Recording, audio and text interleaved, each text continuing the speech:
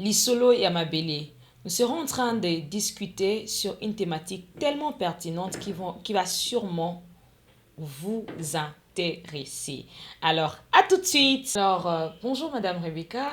Bonjour Madame Laurette. J'espère que vous allez bien. Très bien, merci. Nairobi, ça va?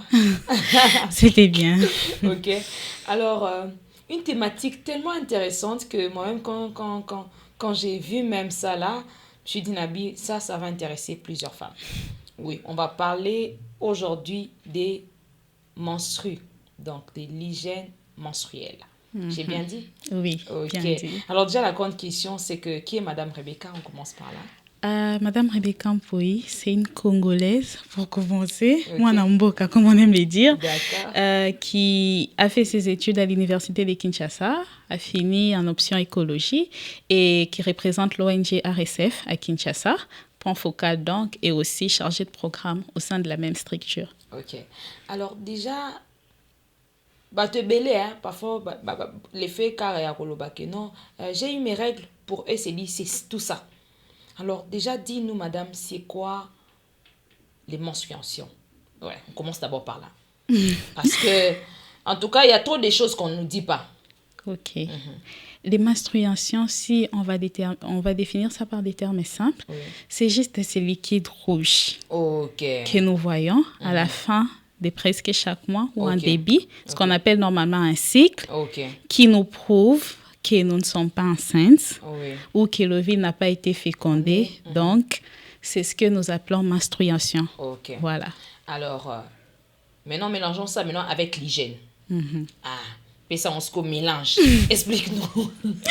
Voilà. C'est tout à fait normal parce qu'aujourd'hui, j'aimerais que nous soyons les plus simples possibles pour sensibiliser surtout. Et donc, à cette jeune fille-là qui nous suit, à cette maman-là, peut-être qui n'avait pas suffisamment d'informations, de comprendre réellement le monde de l'hygiène menstruelle. Oui. L'hygiène menstruelle, c'est l'ensemble des éléments qui doivent être mis en place pour bien passer sa période des règles. Et ces éléments, ils sont très simples. Déjà, on a besoin des serviettes hygiéniques qui peuvent être des tampons. Aujourd'hui, on parle même des sous-vêtements hygiéniques, tout ça. On a besoin d'inos propres parce que pendant les menstrues, il faut vraiment être sûr qu'on est propre à tout moment pour éviter les infections. Et on a besoin du savon et d'une toilette adaptée. Parce que c'est même recommandé chaque 4 heures de pouvoir changer sa serviette pendant qu'on a les menstrues. Donc, l'hygiène menstruelle, c'est un peu cette propreté que nous faisons pendant notre période de menstrues. Alors, j'aime bien ces détails. C'est cette propreté que nous faisons pendant notre période de propreté. Alors déjà, je pose encore cette question que vous avez déjà dévancée. C'est la fréquence. Parfois, certaines se disent alors, certaines aussi parfois n'ont pas le moyen d'avoir ces serviettes-là parce qu'on parle de toute cette femme-là, la jeune fille, pas simplement la jeune fille qui est dans la capitale, mais aussi au Pazana Bukavu, au Pazana Maniema, à comprendre réellement pourquoi il faut changer fréquemment ou dans une fréquence bien précise ces différentes serviettes. Oui, c'est comme nous disons, pendant cette période, il y a des fortes expositions à attraper des infections sexuellement transmissibles ou même des infections urinaires. Vraiment, la fréquence augmente. C'est pourquoi nous devons être vigilants de pouvoir changer. Pour certains, il y a des flux différents. Il y a des personnes, dès qu'elle a ses règles, c'est vraiment comme un robinet. Il y a des celles-là, ça coule vraiment avec beaucoup d'écart, tout ça.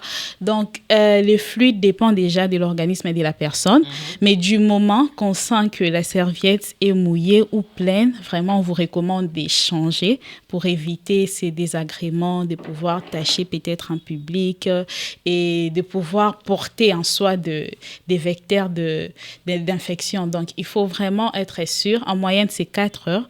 Mais après, ça va dépendre d'une personne à l'autre, mais c'est vraiment recommandé après chaque 4 heures d'échanger la serviette, flux ou pas grand flux, mais il faut vraiment limiter l'exposition aux maladies d'infection. Bon, maman, il faut changer 4 cas les serviettes. La jeune fille qui nous suit là, oza peut être dans télé, oza côté mon ok non. Déjà, la serviette, on a mon rangoté, ça coûte cher et tout. Comment tu es aussi en même temps activiste, comment arriver à faire ces plaidoyers-là? Parce qu'il y a de ceux-là, en tout cas, qui n'ont pas tampon ou comme on a mais elle doit faire face à cela. Comment elle fait? Oui, c'est une très belle question et cela va même dans l'essence de l'activité qu'on a tenue au mois de mars. Okay. Nous étions au complexe scolaire Cèdre, une école partenaire en CD avec plus de 1500 élèves et on a procédé à la sensibilisation et à la distribution d'hygiène menstruelle, des serviettes menstruelles réutilisables. Oh, okay. Pourquoi réutilisables? Nous savons ce problème-là. Aujourd'hui, les serviettes hygiéniques, c'est autour des 4000, 3500. Oui, dans le supermarché de la plage, j'étais les noms. 5000 francs. 1, 2, 3, 4. 5000 francs. Mais non, donc, il n'a même pas 2000 francs pour manger. Serviette à 5000 francs pour 4 jours, 3 jours. Et puis, c'est fini, et Sili. À Boaki. Donc, à ce niveau-là, c'est vraiment, je pense bien, l'aspect réutilisable, peut-être, c'est une nouveauté qui va vraiment aider beaucoup de jeunes filles. Et c'est vraiment des serviettes qui sont certifiées. Okay. Et on a travaillé en partenariat avec la Fondation Eboko de Paris. Okay. Et les serviettes, c'était de la marque Perla Protect. Oh, je connais. Voilà. Okay. Donc, c'était un peu Perla, ça. Je vous salue.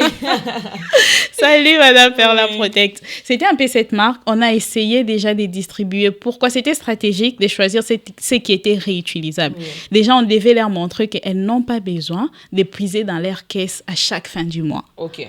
Déjà, c'était ça. Et leur prouver l'aspect écologique de la chose. Ouais. Quand tu utilises, tu réutilises. C'est vrai que tu vas nettoyer, repasser, et tu es sûr que ça n'a aucune infection. Ouais. C'est attesté. C'est tellement bien fait au point que toi-même, tu es à l'aise quand tu utilises cela. Et ça t'épargne du coup de chaque fin du mois. Donc, quand tu as ça, comme elles ont eu des paquets et tout, je pense que vraiment pour ces filles, on a répondu à cette question-là. Vous n'imaginez pas le nombre de feedbacks positifs qu'on a eu. Il y avait ceux qui étaient peut-être timides, mais après, ils sont venus. Merci Fondation Eboko, merci RSF d'avoir distribué ces serviettes. Vraiment, donnez-nous juste le mode d'emploi, comment on utilise. Et c'était positif. Je crois qu'on doit déjà sensibiliser sur cette question pour revenir à la question que vous m'avez posée. On doit faire savoir aux gens qu'il y a des alternatives. Pour celles qui ne peuvent pas se payer des serviettes hygiéniques ordinaires, elles peuvent utiliser. C'est là, c'est aussi bien pour la santé certifiée. Donc, il suffit qu'elles sachent où se ressourcer, peut-être vulgariser aussi la marque, parler de cela. Et je crois qu'on va répondre à ces problèmes-là. Alors, déjà, c'est un très bon élément, c'est que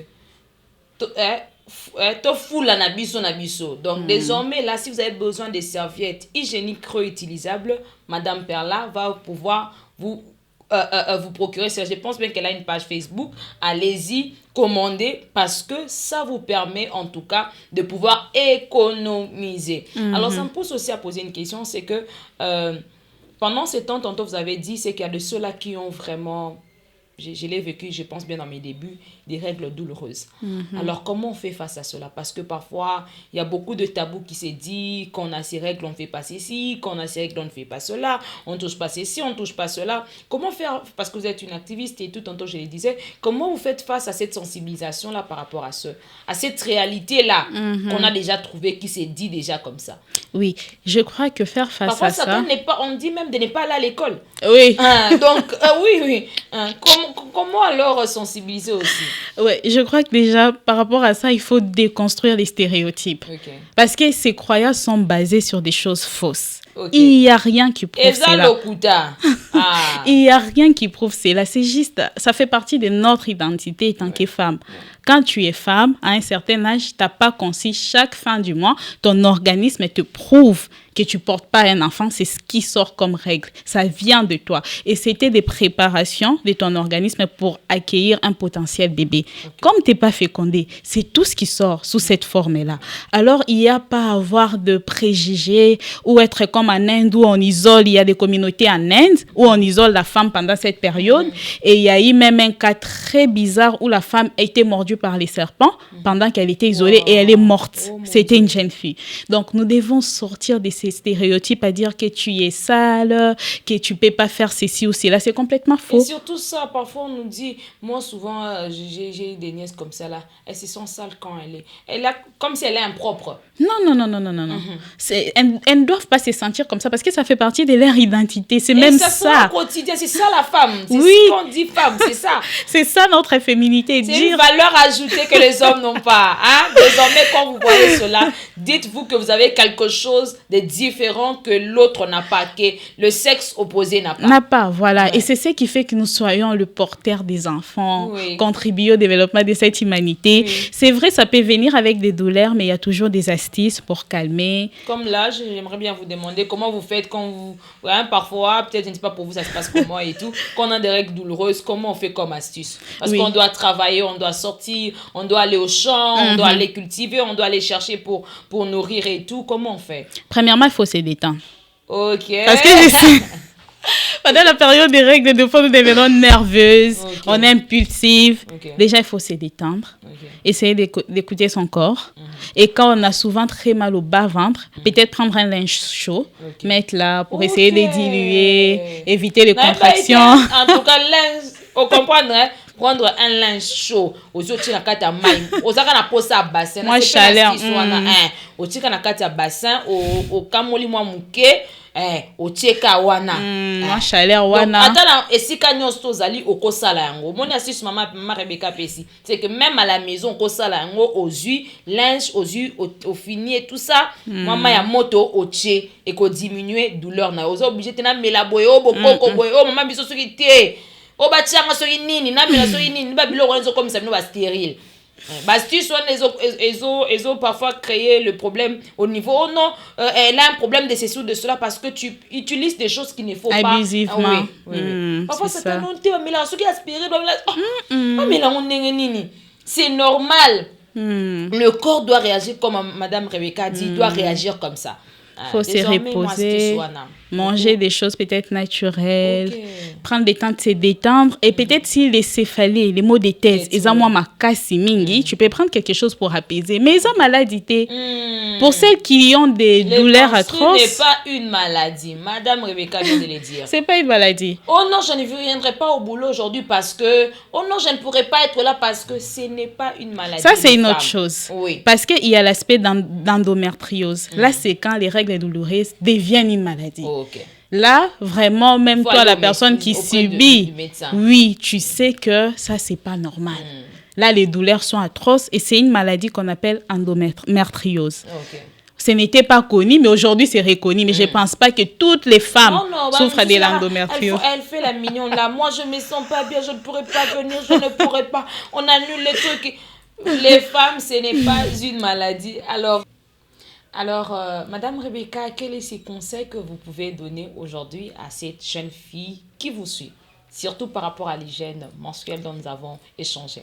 Ok, le plus grand conseil que je vais donner à toutes les jeunes filles qui me suivent aujourd'hui est de savoir prendre soin de leur corps, plus particulièrement à cette période. Okay. Qu'elles sachent prendre soin d'elles, prendre les bains quand il faut, échanger les serviettes. Bon, Madame Rebecca, il faut surtout les langues. Malgré les langues, il faut beaucoup se laver les filles. À chaque fois qu'on sent qu'on est un peu mouillé, on doit changer les serviettes pour être à son aise et pouvoir favoriser ou mettre plus en avant des serviettes réutilisables parce que c'est écologiquement bien. Et pour celles qui ont le moyen d'acheter des serviettes ordinaires, d'essayer de l'utiliser correctement pour éviter d'être mal à l'aise. Et déjà, ce n'est pas une maladie. Avoir ces règles, ce n'est pas une maladie. Okay. Donc, soyez à l'aise, vaquez à vos occupations du moment que vous pouvez. Si vous pouvez vous reposer suffisamment, vous les faites. Mais la période des règles n'est pas un sort ou une impureté. Vraiment, les filles, qu'on se comprenne sur ces points. Prenez soin de vous et utilisez tous les services qu'il faut, serviettes, de l'eau. Prenez soin de vous correctement. Merci beaucoup. Alors, nous avons échangé avec Madame Rebecca sur l'hygiène menstruelle de la femme, de la jeune fille.